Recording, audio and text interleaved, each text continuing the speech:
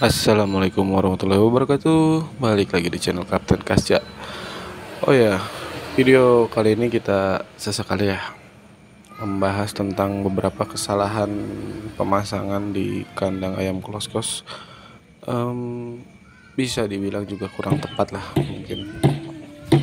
Tapi ya menurut saya sih ganjel aja gitu ngelihatnya, yang seharusnya sih bisa lebih baik lagi supaya kendala-kendala nantinya di dalam pemeliharaan itu lebih sedikit. Dan kebetulan kandang yang kita bahas nih kandang yang dengan konstruksi kayu 3 lantai 16 meter kali 100 meter, controller menggunakan inverter dan juga Teflon.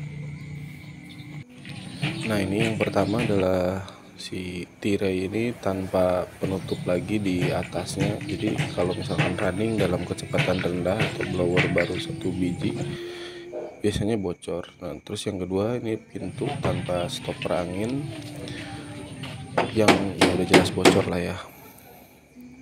Terus yang kedua itu si pintu membukanya ke dalam. Nah, di kandang khusus tuh seharusnya pintu membuka ke luar. Jadi pada saat blower beroperasi, nah, pintu ketarik duduk di tempatnya, nggak geser-geser. Oke, yang berikutnya adalah ini di regulator. Regulator itu biasanya harusnya ada gantungan lagi, jadi nanti ada semacam guide buat si pipa kontrol tekanannya itu. Nah, biar gak melihat ke sana ke sini. Nah, selain itu juga kalau misalkan tanpa gantungan lagi di situ, biasanya si regulatornya suka miring-miring. Ya, makin merepotkan nanti kalau udah ada ayam. Oke, next ya, yang berikutnya adalah pipa enset yang di enset. Nah, seharusnya pemasangan stop kran itu setelah controller tekanan. Nah, ini terbalik, jadi nantinya kalau kayak gini air susah mengalir ke belakang, lambat banget. Nah, yang berikutnya adalah ini dari enset tidak ada pembuangan lagi dari selangnya. Nanti kalau pas flushing acak-acakan airnya di situ. Nah, seharusnya dikasih jalur untuk pembuangan keluar. Nah, yang berikutnya adalah kebocoran-kebocoran di dalam kandang bekas instalasi alat. Nah, ini kebetulan bekas instalasi auto feeder yang dari main hopper ke subhoppernya. Ini bolongnya gede banget. Aduh, nggak tahu lagi deh ini mau di gimana ya. Kadang-kadang bingung lihatnya. Padahal itu bolongnya gede banget. Ya jangan, sebenarnya sih bukan salah atau benar di sini, tapi ya ketika kita melihat hal yang seperti itu seharusnya itu benar-benar dibenahin. Dan untuk yang bolong itu bisa pakai foam spray ya. Oke, yang berikutnya adalah ini instalasi dinamo. Nah, seharusnya di titik itu adalah untuk gantungannya, jadi biar si dinamo nggak lari-lari, nggak muter-muter. Nah, efeknya jadi kayak gini. Nah, pipa pengisian untuk ke subwoofer jadinya mencot-mencot, belok-belok kayak gini.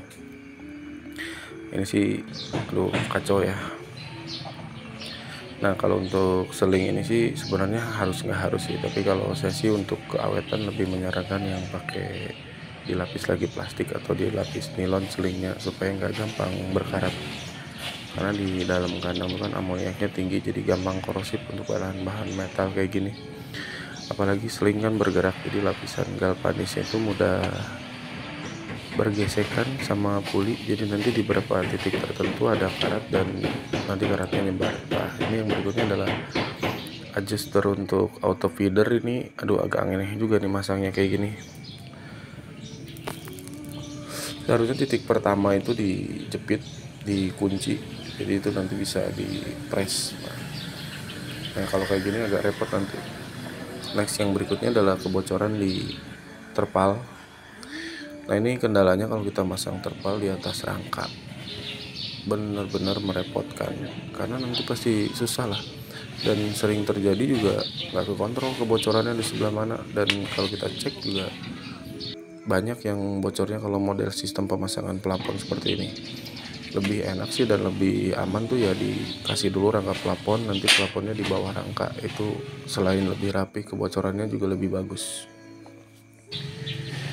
Ya, namanya kandang kloso sih kebocoran tuh pada ini banget sih, penting banget. Oke, yang berikutnya adalah ini seharusnya di atas auto feeder ini ada jalur untuk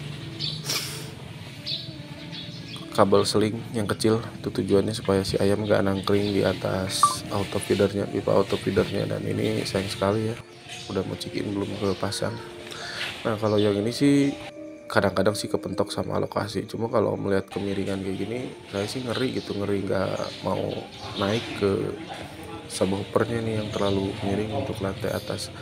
Kalau misalkan masih bisa mundur sih main hoppernya, ya lebih baik dimundurin supaya kemiringannya nggak terlalu ekstrim seperti ini, karena ya ngeri-ngeri sedap juga nih naik apa enggaknya, ataupun kalaupun naik juga volumenya sedikit, jadi jauh lebih lambat nanti proses naik ke atasnya. Ya baiknya sih direvisi lah sebelum benar-benar beroperasi. Oke, segitu dulu beberapa komentar saya tentang kandang ayam close house, dan ya semoga bisa jadi pembelajaran dan semoga juga bisa jadi inspirasi nanti ke depannya bagi kawan-kawan yang mau memasang instalasi kandang close house. Assalamualaikum.